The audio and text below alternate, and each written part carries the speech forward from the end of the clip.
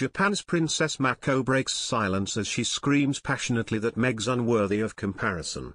Japan's former Princess Mako has broken her silence on the comparisons that have been made by the public and the media between her and Meghan Markle. Mako, the 30-year-old niece of Japan's Emperor Naruhito, spoke about the ongoing comparisons being made between her and the Duchess of Sussex. The eldest daughter of Crown Prince Fumihito took part in a press conference on Tuesday, after registering her marriage with her former university classmate Kei Komuro. Mako, who lost her title of princess upon marrying a commoner, was asked in a question submitted by the press ahead of the conference her thoughts on the comparison to Meghan and whether she was planning, after relocating to New York with her new husband, to give an interview much like Meghan and Prince Harry have done in March.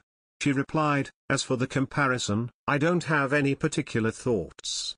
I would like to refrain from answering any questions about my future personal life. I am not considering giving any interviews at the moment. What I would like is just to lead a peaceful life in my new environment."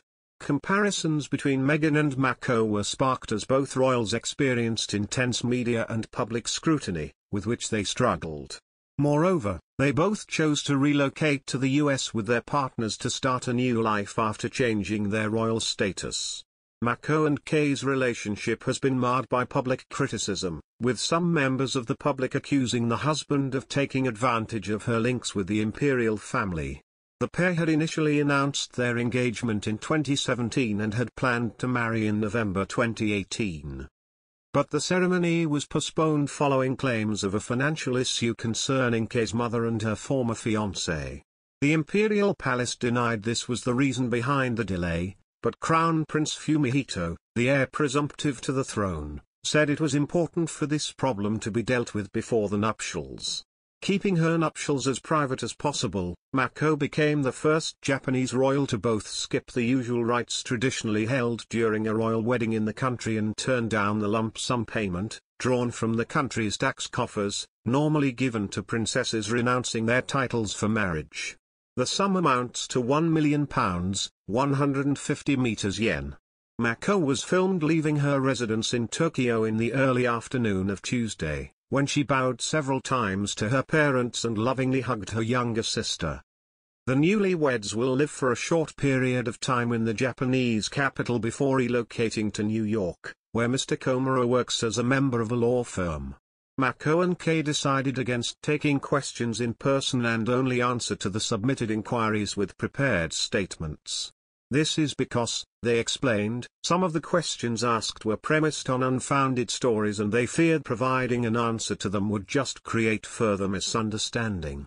The imperial palace had previously revealed the intense media pressure and fear of misinformation and falsehood had caused Mako to suffer from PTSD.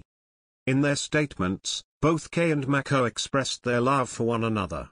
Mentioning her future life in the US, the former princess said, "We will be starting a new life.